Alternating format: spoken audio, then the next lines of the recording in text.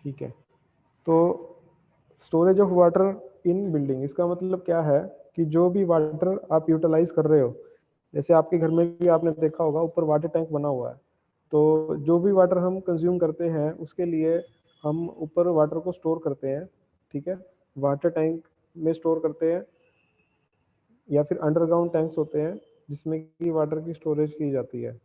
तो इसमें हम देखेंगे कि उसमें क्या क्या फैक्टर्स हैं जो उसके साथ जुड़े हुए हैं। ठीक है, in the building the storage of water is required for following purpose. तो स्टोरेज ऑफ वाटर जो है वो किस किस पर्पस के लिए हमें जरूरत पड़ती है, हम वाटर को स्टोर क्यों करते हैं बिल्डिंग के अंदर। For supplying the water to consumer during non supply hours. अब हमने पहले पढ़ा है कि इंडिया में हमारे पास जो सिस्टम है सप्लाई का, that is not a continuous system, हम इंटरमिटेंट सिस्टम में डील करते हैं। तो इंटरमिटेंट सिस्टम में क्या होता है कि सिर्फ पीक आवर्स में आपके पास जो पानी की सप्लाई है वो दी जाती है।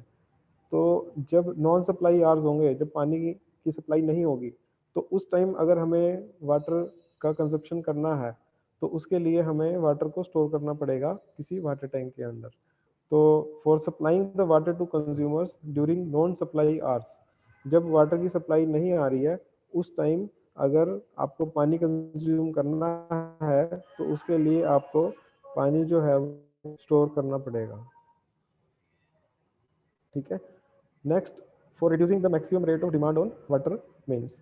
तो मैक्सिमम रेट ऑफ डिमांड का क्या मतलब है कि जो वाटर मेन्स है, जो वाटर सप्लाई लाइन है आपकी, मेन्स की लाइन है, वहाँ से जो पानी आ रहा है, अगर हम उसके अल्टरनेटिवली कोई जैसे वाटर टैंक से पानी लेंगे तो जो लोड है वो पूरा एक वाटर मेन्स पे नहीं आएगा। ठीक है, लोड जो है वो हम जैसे पानी की टंकी है वहाँ से भी हम पानी कंज्यूम कर रहे हैं, कुछ वाटर जो है वो मेन से हमारे पास आ रहा है।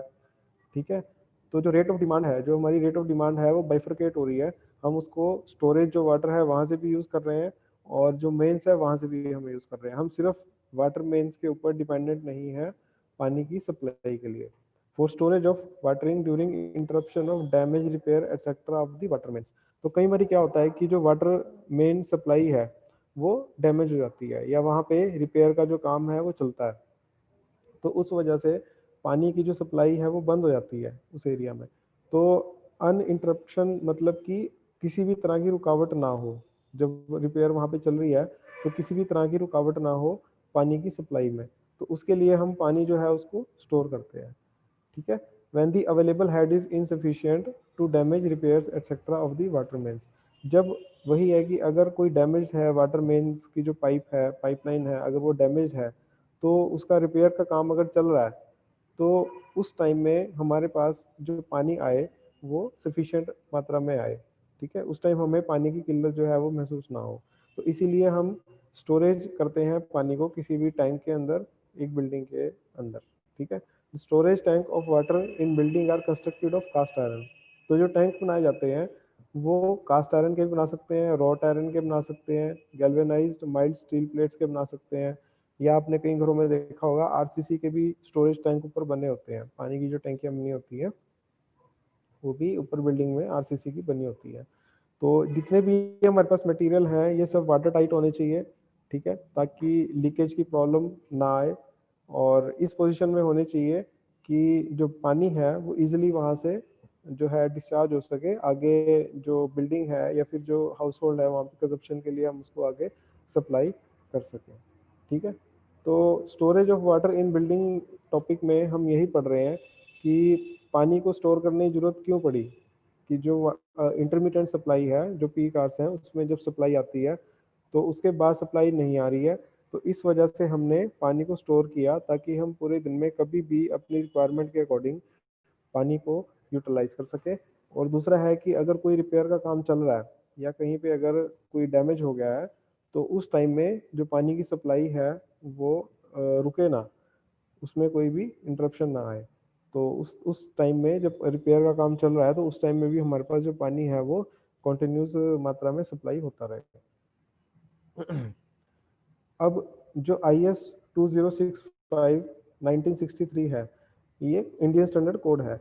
इसके अकॉर्डिंग अलग अलग स्टोरेज कैपेसिटीज हमें दी गई हैं। जैसे कि बिल्डिंग को हमने 4 कैटेगरीज में जो है वो डिवाइड किया है। सबसे पहले है फॉर टेनमेंट्स हैविंग कॉमन कन्वीनियंस। ठीक है, इसमें जो स्टोरेज कैपेसिटी आती है वो आती है 900 लीटर पर वाटर क्लोजेट। मतलब कि एक बिल्डिंग है, टेनेमेंट्स का मतलब क्या है कि एक बड़ी सी बिल्डिंग है, वहाँ पे अलग अलग लोग रह रहे हैं। जैसे आप फ्लैट सिस्टम आपने देखा होगा, कोई बिल्डिंग होती है तो वहाँ पे ब्लॉक्स बने होते हैं, तो वहाँ पे अगर हमें पानी की सप्लाई देनी है तो उसमें हमें 900 लीटर्स पर वाटर क्लोजेट हमें सप्लाई करना पड़ता है for residence premises other than tenements having common convenience. तो अगर कहीं पे कोई रेजिडेंस है जहाँ पे कि कॉमन कन्वीनियंस है, कॉमन जहाँ पे वॉशरूम है, जहाँ पे पानी यूज़ हो रहा है, और टेनमेंट्स वहाँ पे नहीं है लेकिन एक सिंपल रेजिडेंशियल बिल्डिंग है जहाँ पे कि लोग रह रहे हैं, तो वहाँ पे हमारे पास आएगा 270 litre for WC seat and 180 liter for each additional water closet seat in same flat। तो अगर एक सीट है उसके अकॉर्डिंग हमारे पास 270 लीटर की सप्लाई आएगी, और एडिशनल जितनी भी सीट्स हैं, मान लो कि उसके साथ 2 सीट्स हैं, 3 सीट्स हैं अटैच्ड हैं, तो 180 लीटर एडिशनल उसके साथ हमें सप्लाई जो है वो प्रोवाइड करनी पड़ेगी।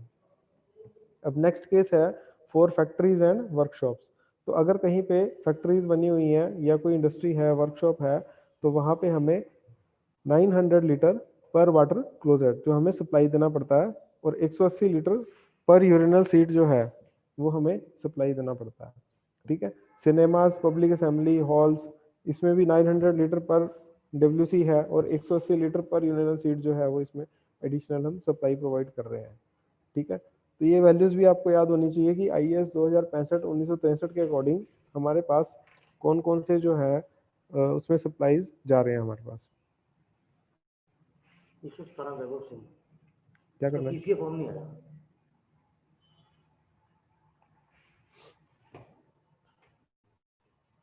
भाई 117 रोल नंबर वैभव है क्या अभी इसमें ऐड हो रखा है? जो उसका याद होता है उसको इन्फॉर्म करेगा। हाँ जी, 117 वैभव, हाँ वैभव पुंडीर आया ही अभी। तो आज नो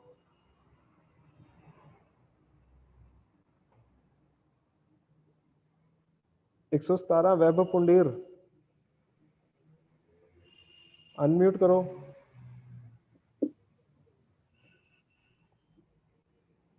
117 रोल नंबर वैभव पुंडीर, अनम्यूट करो भाई।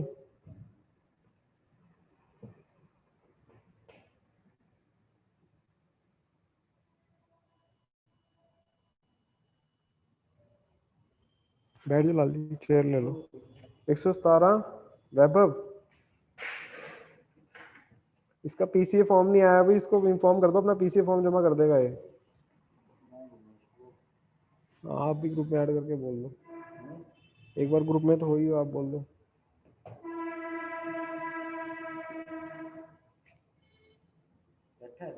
हाँ अभी ऐड हुआ है।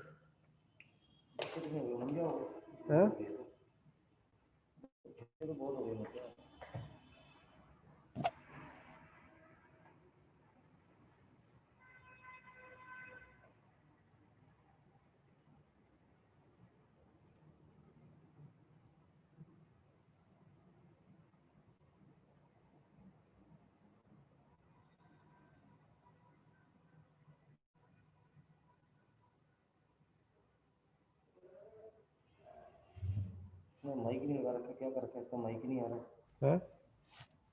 वैभव